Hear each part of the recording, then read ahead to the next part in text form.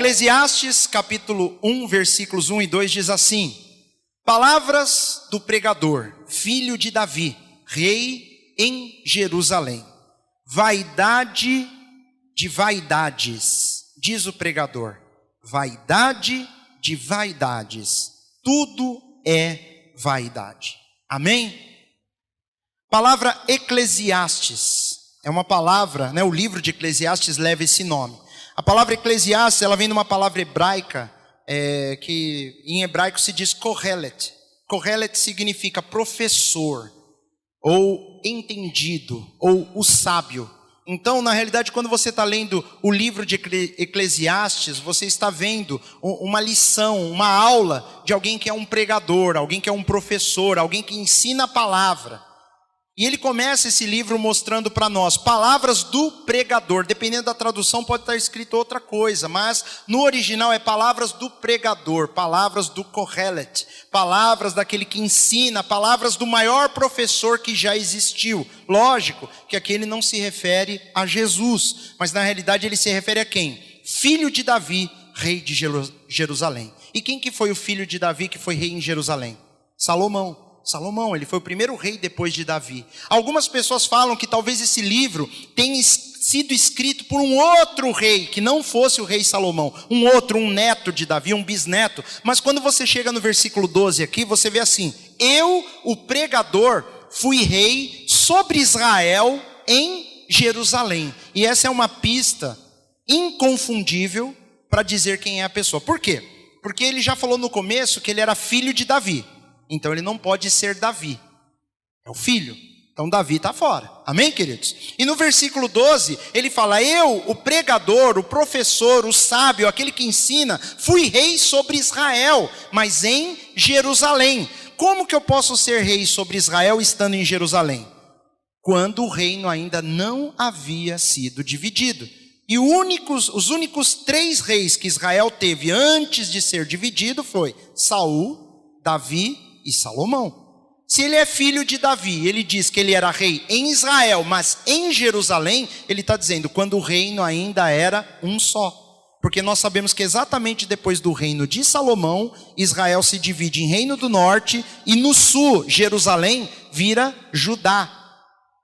E esse versículo é chave para dizer que quem escreveu esse livro foi o rei Salomão. Ele está dizendo, foi um rei que reinou sobre Israel quando ainda a capital era Jerusalém. Depois, Israel passa a ser o reino do norte e a sua capital se torna em Samaria. E ali os reis dali foram todos reis péssimos.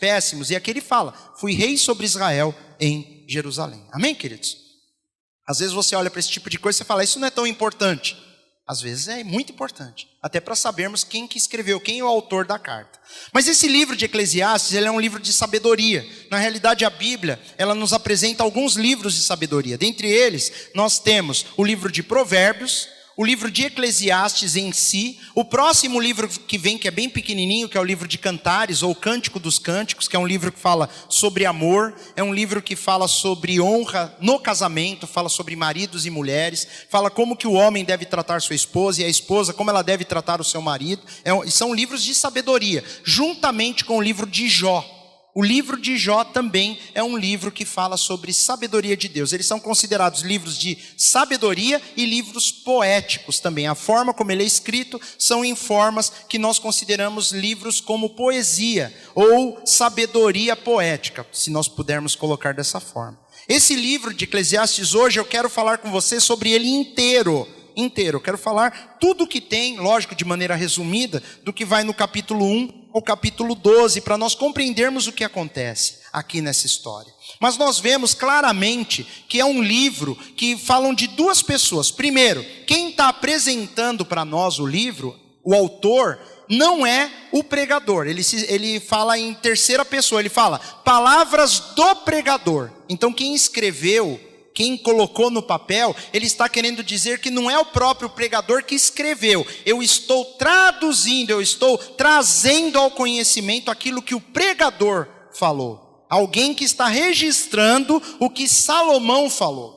E é interessante entendermos isso, porque a narrativa do livro é uma pessoa que ela quer fazer com que eu e você, olhando para esse livro, nós cheguemos à conclusão do sentido da vida. Ele quer mostrar isso para nós. Ele quer que nós, como cristãos, como povo de Deus, nós venhamos entender e compreender qual é o sentido da vida. Mas ele vai mostrar o que Salomão ensinou para primeiro desconstruir tudo que nós acreditamos. É um livro que num primeiro momento, se você ler só o início dele e não chegar no final, você vai pensar que é um livro negativo, é um livro pessimista, é um livro que tira até a vontade de viver da pessoa, porque ele é um livro que vai desconstruir tudo que nós temos como base de vida. E ele vai mostrar para nós, no decorrer da história, que o pregador, ele está mostrando coisas exatamente que fazem com que nós questionemos a vida. E ele já começa no versículo 2 falando que a vida ela é sem sentido. Então nós vamos falar sobre isso hoje. A vida não tem sentido, segundo a palavra de Deus. E eu disse para vocês no começo, eu não posso ler um livro isolado do contexto, porque se eu ler só o livro de Eclesiastes e não chegar no final dele, eu vou ficar com uma ideia de que a vida não tem sentido nenhum, que a vida não presta para nada. E quando ele usa essa palavra vaidade, ele está querendo dizer, não serve para nada, é besteira, é perda de tempo, é coisa que não acrescenta nada. Ele está falando, é vaidade, tudo, ele coloca, tudo é vaidade. Vê aí o versículo 2, tudo. O que significa tudo? Tudo é tudo. Se você pensar, dar risada é vaidade? Aqui ele fala que sim. Você vai achar um versículo falar que o sorriso, principalmente do tolo, quando você vê uma pessoa bobona, que faz tudo errado dando risada, ele fala, é melhor ouvir um espinho raspando o fundo de uma panela, do que ouvir a risada do tolo. Você já ouviu? Você consegue imaginar um espinho raspando o fundo de uma panela de alumínio? Aquele barulho que, sabe? E se a pessoa está com uma cárie no dente, ela corre para o dentista. Que dói até a alma. Ele faz esse comparativo, ele fala, quando eu vejo uma pessoa rindo, um bobão, uma pessoa que não acrescenta nada. Sabe aquelas pessoas que não sabem nada de nada, só sabe dar risada? Dar risada é bom. Mas ele fala, quando eu vejo um tolo dando risada, eu prefiro ouvir um espinho raspando no fundo de uma panela. Me causa menos dano, menos angústia. Ele fica angustiado de ver pessoas tolas dessa forma. Onde que está isso? Está aí no livro de Eclesiastes. Está nos 12 capítulos. Depois você pode ler na sua casa.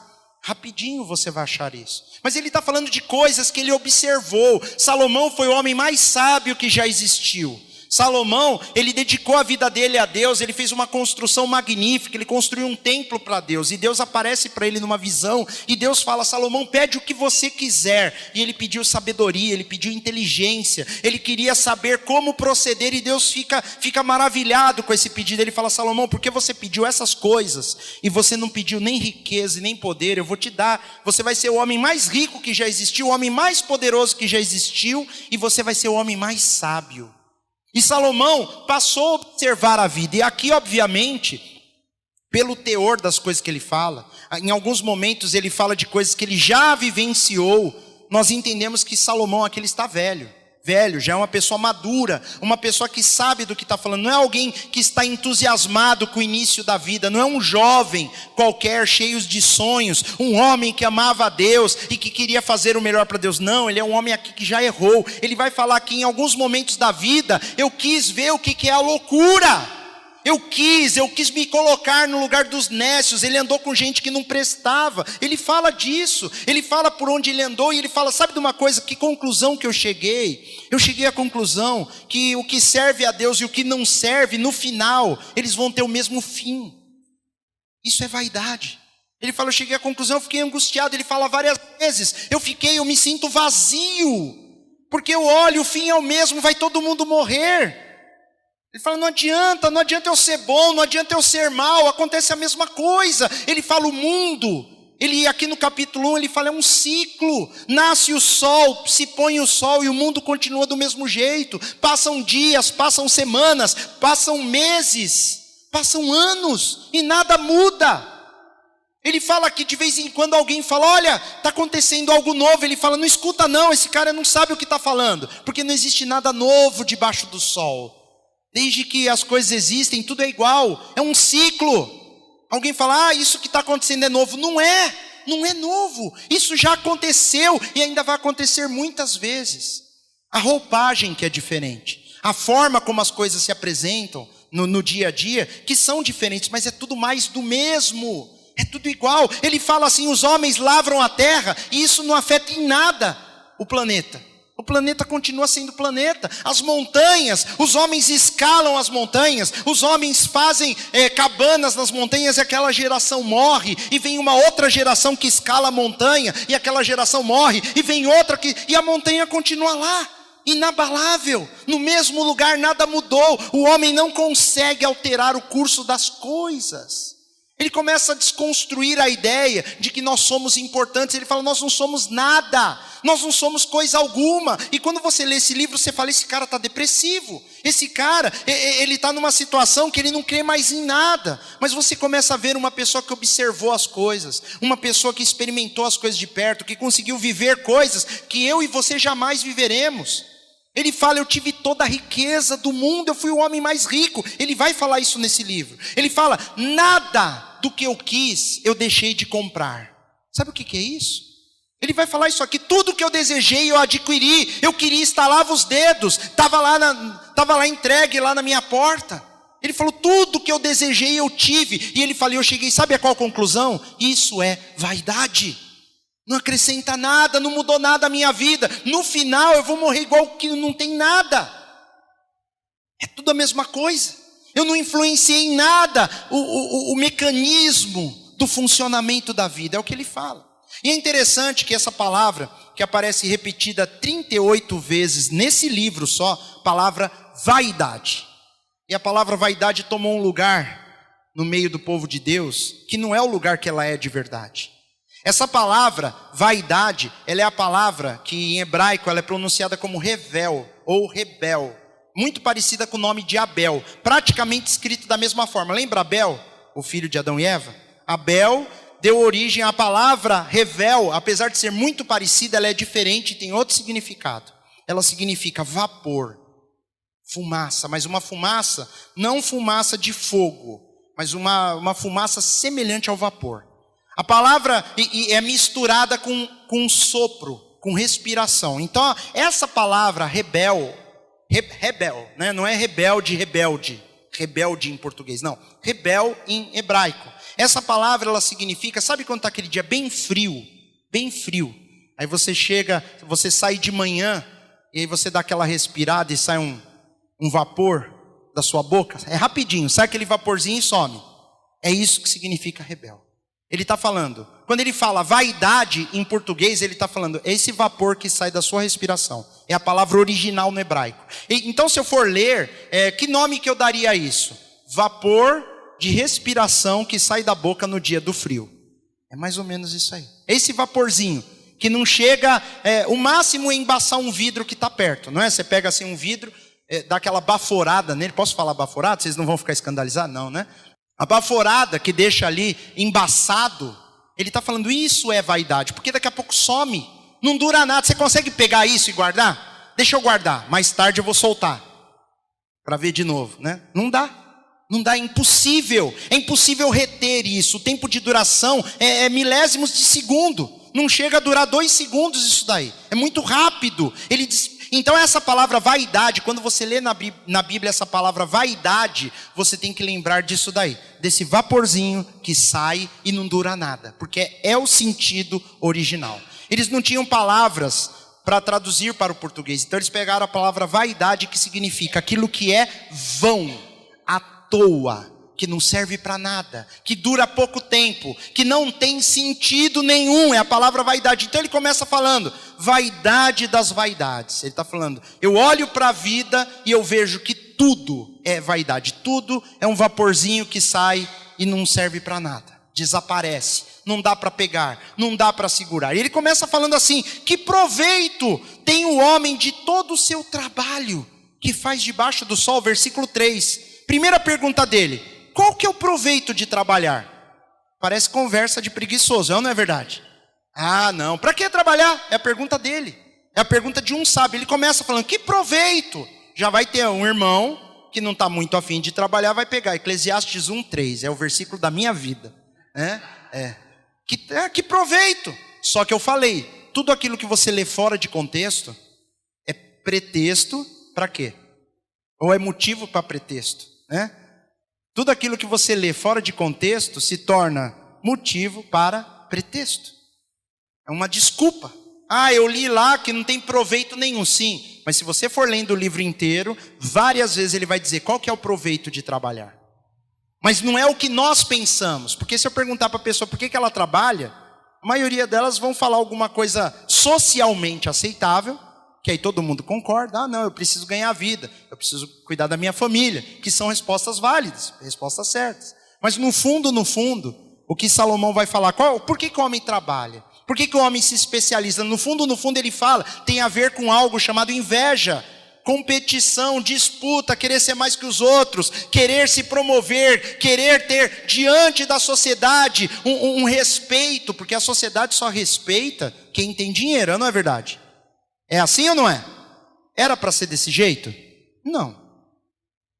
Mas se eu quero ter respeito, eu tenho que me destacar na sociedade. É o que diz as pessoas aí fora. Mas a palavra diz diferente.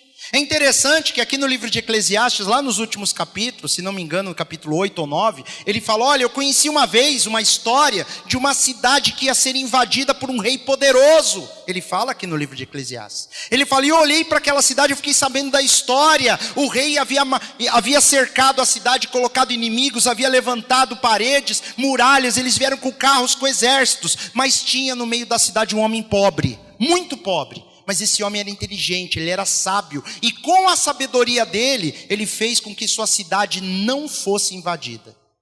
Ele fala, mas sabe o que aconteceu depois? Ninguém lembrou dele. Todo mundo esqueceu, porque ele era pobre. Salomão viu isso. Ele falou, caramba, um homem sábio, pobre. E aí ele fala mais para frente, eu tenho observado e eu vejo muitas vezes reis andando a pé. E muitas vezes eu vejo tolos, idiotas, ignorantes sentados no trono. O que ele está falando?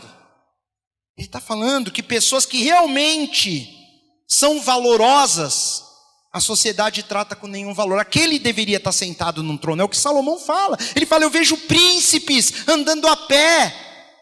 Ele está falando de pessoas muito pobres, que se ela tivesse no poder, ela faria uma coisa maravilhosa.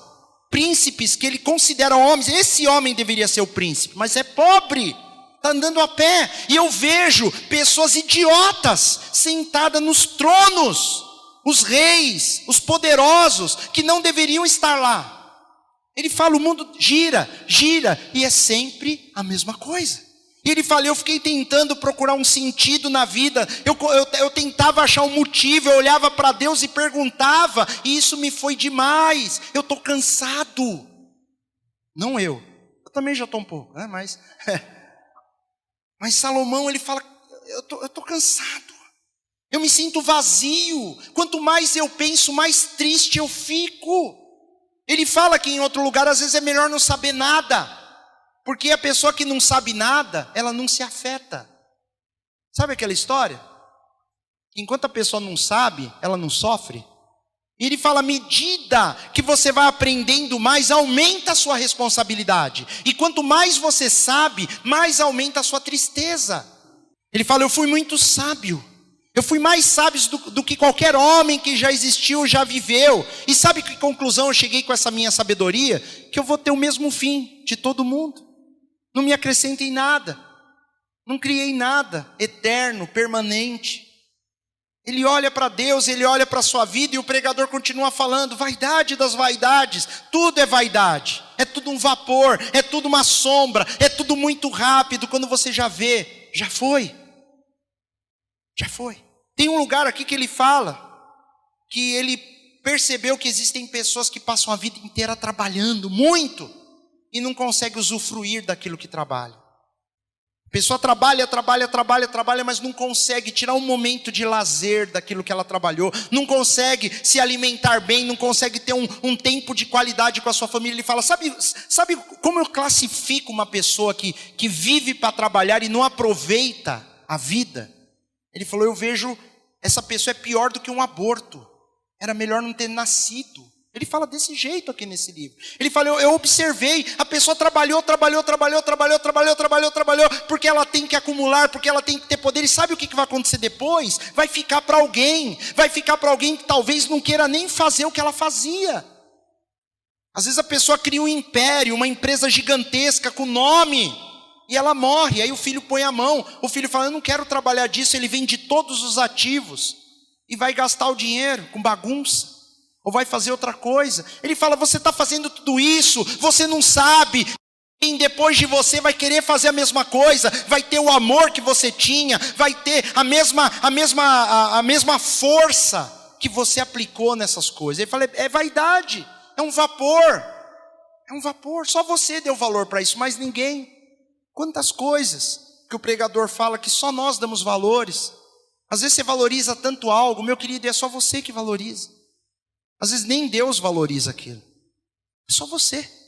Isso é triste quando nós descobrimos que nós estamos muitas vezes gastando tempo, energia, às vezes dinheiro em coisa que não vai nos acrescentar nada. Coisas que não vão valer nada eternamente. E o pregador continua falando. Ele continua falando disso.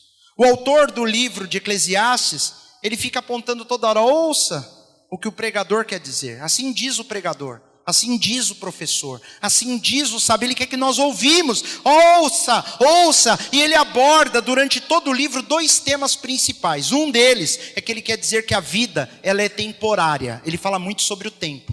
E nós temos falado disso nos últimos dias aqui na igreja. Nós temos lido o livro de Provérbios e toda hora nós vemos a temática da Bíblia dizendo a vida, ela é temporária, tudo é temporário. O que é hoje, amanhã não é mais. E o que foi ontem, talvez hoje já não seja mais. Mas é um ciclo, daqui a pouco tudo se renova. Daqui a pouco, a casa que nós moramos vai ter outras pessoas morando lá. É uma questão de tempo. E se a pessoa não gostou da casa que você construiu, o que ela faz? Destrói, faz outra. E assim vai. A gente coloca o coração naquele lugar, nós amamos cada centímetro, cada parede, cada metro quadrado daquele chão que nós construímos com suor, para um dia vem uma empresa grande, compra a sua casa mais 20 ao redor, e constrói um complexo, e levanta ali uma empresa, e faz ali um prédio, e ficou tudo aquilo que se aplicou ao seu coração já era, não existe mais. E assim a vida é desse jeito, é um ciclo, e isso vai deixando a gente triste. Porque não sou eu que estou falando, eu estou falando aqui o que o pregador diz. O pregador vai falando dessas coisas, atenta, olha, a única coisa que permanece para sempre é o que Deus fez. A natureza está aí. O máximo que nós conseguimos fazer é estragar um pouco, é poluir toda essa natureza. E ainda assim, a nossa contribuição é ruim. Fala, é ruim. O que nós deixamos para trás é sujeira. É o máximo. Mas as coisas sempre continuarão como sempre foram. Sempre. É o que o pregador diz, o que ele mostra para nós. A vida é temporária. Nós gastamos muita energia naquilo que não é, que não nos abençoa de verdade. Mas, durante esse livro, ele levanta um enigma para nós. E o enigma está nessa primeira pergunta que eu li para vocês no versículo 3. Que proveito tem o homem de todo o seu trabalho que faz debaixo do sol? Qual é o proveito? Qual é o proveito? Para quê? Para que trabalhar? Para que trabalhar tanto? E aí você começa a achar escondido, no meio de cada capítulo desse livro de Eclesiastes, toda hora, no meio dos pensamentos, ele para um pouquinho e ele fala assim: então o que resta é você comer, beber e aproveitar do fruto do suor do seu trabalho. Ele fala, você tem que trabalhar. Nós temos que trabalhar, mas não para deixarmos um legado, não para construirmos um império, não para sermos mais do que os outros, não para termos prestígio diante da sociedade, ou dos familiares, ou dos parentes. Não. Você tem que trabalhar, porque no final das contas, a única coisa que valeu a pena de tudo isso é você comer daquilo que você trabalha, é você poder passear, é você poder tirar proveito daquilo que você investe seu tempo. E é interessante a própria Bíblia dizer isso, porque nós vemos em muitos lugares as pessoas falando que a pessoa tem que fazer tudo, menos aproveitar. É ou não é verdade? E você tem. Ele fala, isso é dom de Deus. É dom de Deus quando você trabalha, quando você se aplica, quando você prospera. E isso traz para você um pouco de alegria. Alegrar-se no seu trabalho. Ele vai falar disso no livro inteiro. Ele fala, isso é bom, isso é dom de Deus. Deus, Ele quer que você trabalhe, mas que você trabalhe o suficiente para poder aproveitar o fruto do trabalho. É interessante que ele não fala em nenhum lugar de aproveitar a vida, porque a vida é ruim. A vida, ela é ruim. Mas aproveitar o fruto do trabalho. Ele fala, os problemas se levantam todos os dias, são lutas em cima de lutas. E no final, até esses problemas são vaidade. Ele fala, não seja muito sábio. E também não seja muito tolo. Aprenda a dosar as coisas, porque até muita sabedoria, ele fala, é vaidade. É vaidade. Ele chega a falar, olha, livros. Não vai ter limites para se escrever livros. Livro, toda hora está saindo milhares de livros novos. Ele fala assim, desencana, você não vai conseguir ler tudo, você não vai conseguir saber de tudo, e isso é enfado. Ele fala, eu fiquei cansado, eu quis saber de tudo, eu quis estudar tudo, e eu descobri que isso é enfado de espírito. Eu fiquei estressado. Ele falou, livros vão se escrever o tempo todo, e estudar demais é enfado da carne. Ele falou, não adianta, não serve para nada. Aí, pessoa que não gosta de estudar vai pegar esse versículo para ele. Eu li lá na Bíblia que é enfado da carne, o muito estudar, que livros são feitos. Mas se você ler o livro de Eclesiastes, isso está escrito aí. Mas ele está falando daquela pessoa que acha que a razão da vida dele é ler de tudo, aprender de tudo e ser o máximo em tudo. Ele falou, não, nós não precisamos disso.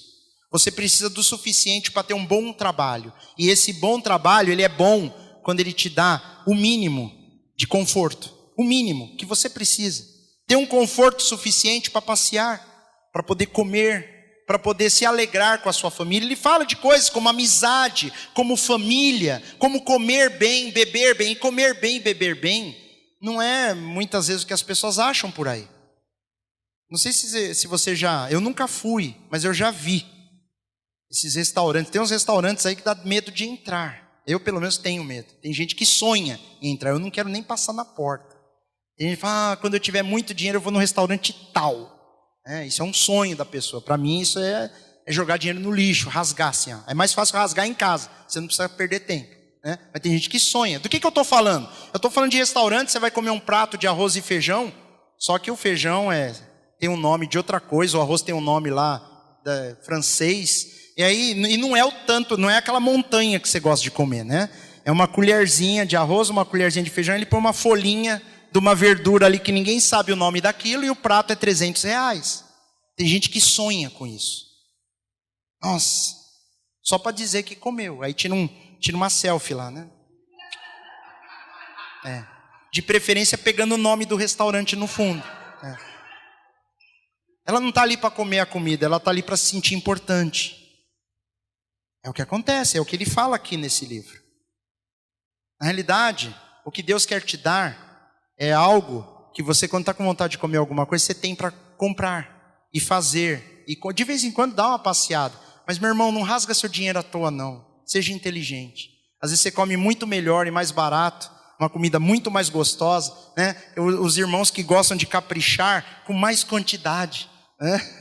Com mais variedade. E aí, sei lá, você paga 1/3 do valor que você vai pagar. Mas naquele lugar não, naquele lugar o cara derrama um molho shoyu, fala que aquilo não é shoyu, aquilo ele dá um nome esquisito, né? Ele dá uma temperada com uma cor diferente, né? Te traz lá uma raspa de limão no cantinho, e é R$80 uma sobremesa que você come aquilo, você acha ruim a beça, mas você fica com vergonha de falar que não gostou, porque você é chique. Isso é vaidade, isso é coisa à toa. Por causa de ser chique, eu como coisa que eu não gosto, pago um preço que eu não queria pagar, pego uma fila tremenda, fico 2 horas esperando a minha vez para sentar numa mesa, para os caras enfiar a mão no meu bolso, tirar tudo que eu não tenho e ainda dar risada da minha cara. Para quê? Vaidade. Vaidade, porque na realidade o que nós queremos é uma boa comida, é um bom tempo com nossos filhos, com a nossa família. E quando você economiza de um lado, você pode gastar do outro, não é verdade? Na realidade, o que ele mostra para nós aqui é que nós precisamos de pouco para sermos felizes. A felicidade, ela consiste em pequenas coisas, em pequenos atos, em pequenas coisas que acontecem no nosso dia a dia, que são triviais, mas não tem paga. Aquele dia que você fala, eu estou com vontade de comer algo diferente, você pega e sai. E você tem um carro, ou às vezes não tem, é pertinho de onde você mora, que é bênção maior do que você não precisar nem pegar o carro. Tem lá o que você quer comer, a 2 quarteirões, você vai lá de mão dada com a esposa, com o marido, vão cantando, assobiando, conversando. E vai lá e come, aquilo simples. Poxa, eu gastei, sei lá, R$15, ela mais 15, não gastamos 30, glória a Deus. Quisera tudo na vida de bom fosse barato. Não precisa ser caro, meu irmão, para você estar arrebentando na boca do balão, não, pelo contrário. É isso que ele está mostrando. Tudo na vida é vaidade, é muita vaidade, vaidade. Coisa que não presta para nada, não resolve nada. Às vezes a pessoa lá na casa dela, no cantinho dela, faz um negócio tão gostoso, ela passa um tempo tão gostoso com a esposa, um passeio simples. Como eu falo de vez em quando, você não precisa gastar muito dinheiro, você basta dar uma volta a pé na praça, tomar um sorvetinho de casquinha. Vai ter o mesmo impacto, ou talvez até mais, de você parar o carrão na porta de um lugar que o cara vem lá no carro, dirigir o seu carro, manobrista, e aí você entra naquela fila, um monte de gente enjoada. Você quer fazer parte disso, isso é vaidade, meu irmão. É vaidade. Ah não, eu só sinto que eu estou bem se eu gastar mais de R$1.000 no restaurante. Deus me livre e guarde. Ó.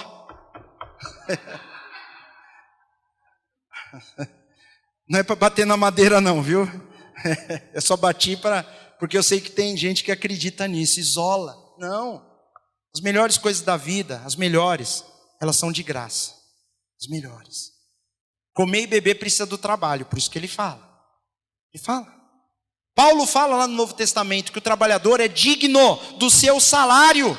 O trabalhador é digno, ele fala, é algo que Deus honra, é a pessoa que trabalha. Se você trabalha, Deus quer te abençoar, mas Ele não quer que você faça do seu trabalho a sua vida. Você tem que aprender a trabalhar e fazer as coisas, olhando sempre para o alto, olhando sempre para Deus, entendendo que precisa sim de ter um tempo de qualidade, com família, com amigos, tirar um tempo para poder comer uma boa comida, para fazer um bom passeio. Nós precisamos. Os irmãos vão lá para a viagem missionária, né? Quem está aqui voltou essa semana, foram lá para Guaribas, no Piauí, e foram em outros lugares também, né? Andaram a beça lá. Você pensa, queridos, que eles vão só para evangelizar? Eles vão para comer muito lá, né? Come bastante.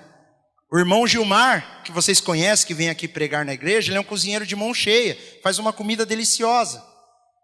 E os irmãos vão lá e é banquete toda hora, tem que ter, porque eles vão andar muito no sol, na seca, tem que comer e beber bastante. Mas eles vão também, eles acabam conhecendo outros lugares, acaba sendo passeio, conhece lugares novos, e vão lá levar a palavra de Deus, tudo está interligado, e Deus se agrada dessas coisas. Você olha para o evangelho, você vê Jesus toda hora comendo na casa de alguém. Inclusive ele mesmo diz, ele fala, olha, João Batista era um camarada que ficava lá no deserto, não comia nada, vivia em jejum, comia gafanhoto e mel, que pegava no mato lá, mel silvestre. Ele conseguia mel e gafanhoto, era a comida dele. Ele falou, e vocês falam que ele é um pirado, maluco. Agora vem eu que como e bebo, vocês falam, tá aí um guloso, comilão e beberrão. Jesus era assim. Querido, você queria ver Jesus feliz, ia falar, Jesus, vamos comer lá em casa. Ó, dificilmente ele ia falar não, né? Dificilmente, ele ia estar lá com você sentado lá e comendo, bebendo. Por quê? Porque da vida o que nós levamos são essas coisas. Ele fala que o livro todo, ele fala no final, o que Deus quer é que você aproveite do fruto do seu trabalho. Que o trabalho não venha nos escravizar, que a vida não venha tirar o nosso foco. A vida consiste em você fazer o melhor que você pode fazer, dentro do que você tem de condições. Com aquilo que você tem, com os recursos que você tem, você fazer o melhor, seja muito ou seja pouco. Ele fala aqui, ele fala, olha, no fundo, uma pessoa que come muito e vai dormir, e o outro que come pouco vai dormir, os dois no final estão dormindo, não faz diferença. A diferença está como a pessoa recebe. Às vezes a pessoa que come aquele pouquinho, ou pouco no sentido de diversificado, uma comida básica, ele fala, essa pessoa come esse pouco, mas ela está tão bem com Deus, ela está tão feliz que ela vai dormir alegre. E o outro que comeu um monte de coisa sofisticada, a vida dele é um inferno. E ele não dorme à noite por causa dos seus muitos bens. Ele tem medo de perder, ele tem medo da inflação, ele tem medo do ladrão, e não sei do que ele tem medo. Mas ele não tem vida. E ele começa perguntando: que proveito tem o homem de todo o seu trabalho debaixo do sol? Ele compara nesse livro toda a diferença entre ser sensato e insensato. Sobre você agir com sabedoria ou agir sem sabedoria. Ele fala, no final, praticamente, o resultado é o mesmo. Não muda nada, porque vai todo mundo morrer, vai para o mesmo lugar. Obviamente, dentro do contexto do autor de Eclesiastes, ele fala com relação à vida na terra. Ele não está levando em conta a vida eterna. Tudo que ele fala aqui, ele fala debaixo do sol. Debaixo do sol. Ele fala, eu estou falando de coisas terrenas, eu estou falando de coisas que tiram o foco do povo de Deus. As coisas terrenas. As coisas terrenas nós trabalhamos para termos o básico, para vivermos confortavelmente. Nós trabalhamos, nós lutamos para termos o mínimo, para que nós possamos ser felizes e ainda servir a Deus. Você pode trabalhar e servir a Deus. Eu trabalho e eu estou aqui. Eu tenho meu trabalho, eu tenho minha vida. De vez em quando eu tenho que passear com a minha família. De vez em quando eu quero ir ao cinema, eu vou ao cinema. Vocês sabiam, queridos? Vou. Não tem problema nenhum ir ao cinema. Depende só do filme que o irmão vai ver, né? Aí é outra história. O que você vai assistir que é o problema. O cinema em si, né, não é problema nenhum. Eu gosto de passear. Eu gosto de vez em quando de tomar um solzinho na beira do mar. Eu gosto de pegar o carro e andar sem rumo, às vezes com a minha esposa, passear. Parar de vez em quando numa lanchonete, num restaurante, comer alguma coisa. Só o fato do passeio, eu gosto muito de passear de carro com ela, andar e conversar. Isso renova. Às vezes uma semana que foi tensa, foi cheia de problemas, 2, 3 horinhas que você passeia com o amor da sua vida. Inclusive ele fala isso. Ele fala para gozarmos a vida com aquela pessoa que nós amamos. O autor de Eclesiastes fala, é isso que nós temos de bom. E nós ficamos tão focados em outras coisas que nós perdemos o melhor de Deus para nós. Ele fala que nós devemos sim aceitar a incerteza, que a vida é incerta. Nós não temos garantia de nada. Nada é garantido, nada. Amanhã pode acontecer algo muito ruim. Pode. Como pode acontecer algo muito bom. Nós não temos controle sobre isso. Nenhum. O controle é zero. Zero. Eu estava vendo um filme.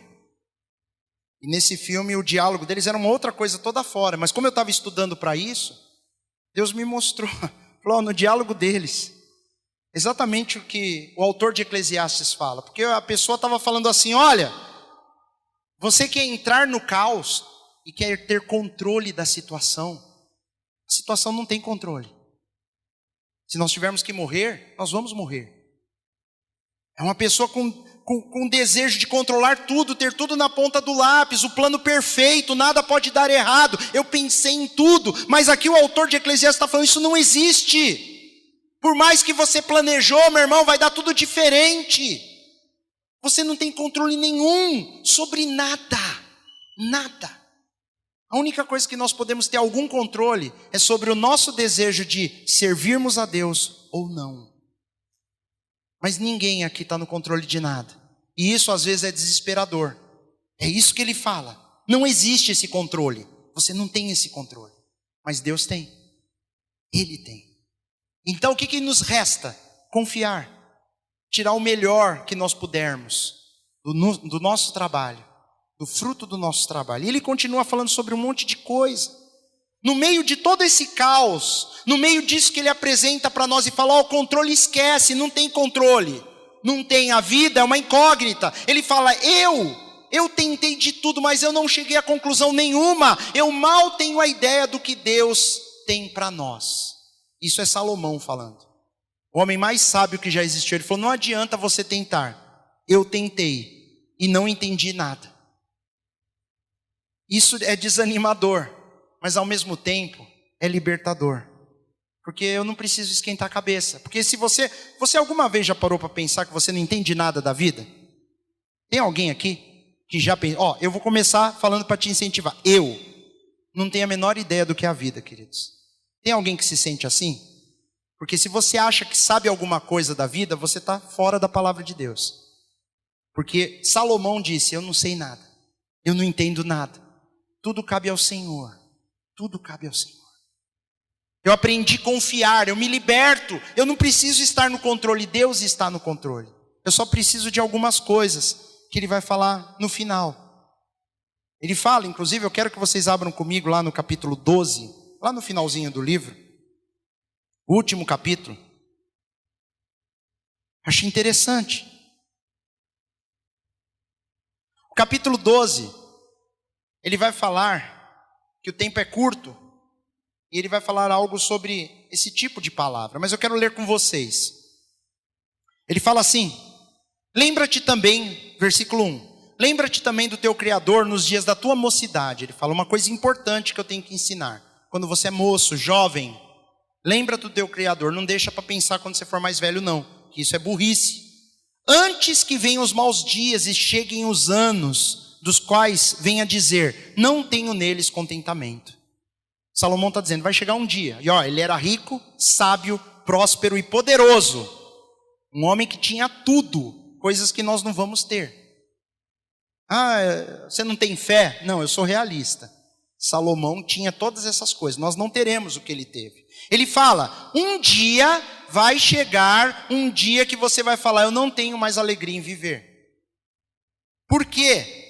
Antes que escureçam o sol, ele não está falando do sol, ele está falando dos seus olhos. A pessoa vai olhar para o sol está mais escuro. A luz, a lua, as estrelas, e tornem a vir as nuvens depois da chuva. A vista fica embaçada. No dia em que tremerem os guardas da casa. Quais são os guardas da casa? Os braços. Você não consegue mais segurar um negócio sem tremer, não tem força. Nem para abrir um pote de conserva. Você não consegue carregar mais um saco de arroz. Ele está falando, vai ter um dia que isso vai acontecer. E se encurvarem os homens fortes são as pernas. Já está curva, não aguenta mais o peso do corpo, da idade. Ele está falando, isso acontece. É um homem que sabe o que é isso, ele está experimentando isso agora. Ele está escrevendo, queridos, enquanto você tiver tempo, busca Deus. Quando você é jovem, enquanto você está forte, enquanto seus olhos consigam ver, enquanto seus braços têm força, enquanto sua perna ela tem força. Ele continua, cessarem os moedores. Naquela época não tinha dentista, o dente estragava, eles arrancavam. Talvez Salomão já era banguela, não tinha mais nada na boca. Cessaram os moedores, por já serem poucos, e se escurecem os que olham pelas janelas. O olho dele já não via mais, ele não conseguia ler. Hoje tem a medicina, tem óculos, tem um monte de coisa. Mas imagina um homem sábio, vendo a limitação física. Ele não pode mais andar, ele não pode mais fazer força, ele não consegue mais ler um texto. Ele queria ler os livros, ele queria aprender mais de Deus, acabou. Ele falou, querido, enquanto você tiver tempo, faça essas coisas, busque a Deus, ame ao Senhor, porque um dia isso vem para todo mundo. E as portas das ruas se fecharem por causa do baixo ruído da moedura. A boca já não consegue mais mastigar e comer muito, porque está difícil. E se levantar a voz das aves e todas as filhas das músicas se abaterem, seu ouvido, se já não ouve mais direito. A pessoa tem que gritar para falar com você, você já não consegue mais ouvir uma boa canção. Você não consegue. Naquela época não tinha amplificadores, não tinha alto-falante, fone de ouvido, aquele negocinho que você põe no ouvido, não. Vai ficando surdo, vai deixando de contemplar a beleza, ouvir o som dos pássaros, olhar o sol. Ele falou, caramba, eu cheguei à conclusão, depois dessa idade, que se tem alguma coisa que você deve aprender hoje, você é jovem. Hoje é tudo maravilhoso, hoje tudo funciona. Mas vai chegar um dia que começa a dar falha no sistema. O sistema começa a dar pau. O sistema, o corpo começa a sentir o peso da idade. Como também quando temerem o que é alto. Lá no versículo 5. Quando você vai descer uma escada, ou esse degrau, a pessoa... Ele está falando, um dia vai acontecer isso. Um dia você vai ter medo de descer essa distância. Agora você pula, você vira cambalhota, você faz o que você quer. Mas um dia você vai ter medo de descer da cama. Ele está falando, antes que isso aconteça, viva a vida com Deus.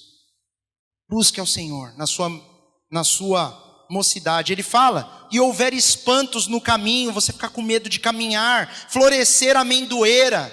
A amendoeira, quando ela floresce, a flor da amendoeira é clarinha, é branquinha. Ele está falando dos cabelos ficarem brancos.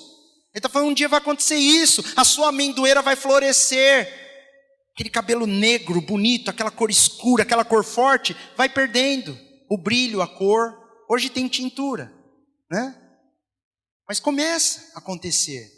Isso vai acontecer. E o gafanhoto for um peso. Um gafanhoto, um bichinho de nada. Ele fala, esse gafanhoto vai pesar em você, vai te derrubar. De tão fraco. E perecer o apetite. Olha o que ele está falando. Vai chegar uma hora que você não vai ter nem prazer mais de comer. Porque você não consegue sentir o cheiro, o sabor. Você fala, mas isso é péssimo. Essa pregação é terrível. Mas é a verdade. Ele está falando, aproveite. Agora. Busque a Deus agora, antes que se rompa o cordão de prata. Versículo 6. Ele usa uma figura de linguagem. Aquele cordão de prata bonito no pescoço uma hora arrebenta. Ele está falando da vida. E se quebre o copo de ouro, aquilo que era tão valioso quebra. E se despedace o cântaro junto à fonte. E se quebre a roda junto ao poço. Ele está falando da morte. Ele usou 4 figuras para falar de morte. Cordão de prata que se rompe. O copo de ouro que se quebra. O cântaro que se quebra junto às fontes. Era para carregar água, quebrou, não serve mais para nada. E a roda daquela máquina que quebra. O motor fundiu. É isso que ele quer dizer. O motor quebra, não funciona mais. E o pó volte à terra, como era. E o espírito volte a Deus, que o deu. E ele fala, vaidade de vaidades. Diz o pregador, tudo é vaidade. É um vapor que sai da sua boca naquele dia frio. Procurou o pregador achar palavras agradáveis. Agora ele vai explicar. Ele até procurou. Como que eu vou ensinar a verdade com palavras agradáveis? Não dá. Eu tenho que mostrar a realidade. Eu tenho que mostrar para as pessoas que a vida é séria. É séria. E nós não podemos viver de qualquer forma. Ele procurou o pregador achar palavras agradáveis. E escreveu-as com retidão. Palavras de verdade. Mas aí no versículo 11 ele fala, mas as palavras dos sábios são como aguilhões. Os aguilhões é uma peça comprida, é uma haste, uma lança na ponta. E com essa lança, você vai espetando o gado, para o gado ir para o lugar certo. Ele está falando, as palavras do pregador, elas ferem, elas machucam, mas nos levam para o caminho certo. Elas nos espetam para nos tirar da comodidade. Aquele burro que está empacado, você vai dar uma espetadinha nele, opa! Está doendo, vai para frente. A vida, se não for a palavra de Deus que vai fazer isso conosco, que ele está falando, isso é a palavra. A palavra, ela é como um aguilhão que vai te incomodar, que vai te cutucar, vai te machucar, para que você vá para a direção certa. Ele continua, e são como pregos, bem fixados pelos mestres das assembleias, que nos foram dadas pelo único pastor. Pastor está com P maiúsculo. Quem que é o nosso pastor? Jesus. Está falando, esses pregos, inclusive, são dadas por causa de Jesus. O prego, que prega, que fere, que trava. Ele está falando, é isso. E demais disso, filho meu, atenta. Não há limite para fazer livros. E o muito estudar é enfado da carne. Foi o que eu falei para vocês agora há pouco. E ele termina concluindo. Qual é a conclusão de tudo isso que nós falamos? Por pior que seja, de tudo que se tem ouvido, o fim é, teme a Deus e guarda os seus mandamentos, porque isto é o dever de todo o homem. Teme a Deus e guarda os mandamentos. Do trabalho, ele ensina, faça o melhor que você puder, aproveite o seu trabalho, não deixe ele te escravizar, não viva pelo trabalho, faça com que o trabalho te dê condições de viver. Aproveite, passeie quando possível, o suficiente para não te roubar outras coisas. Coma, beba, se alegre, se junte com amigos, com família, com pessoas que você ama, porque isso é dom de Deus. Ele fala, é essa a paga do nosso trabalho que Deus nos dá. É isso que Deus faz por mim e por você. No respeito de qualquer outra coisa, ele fala, vá com calma, calma, calma.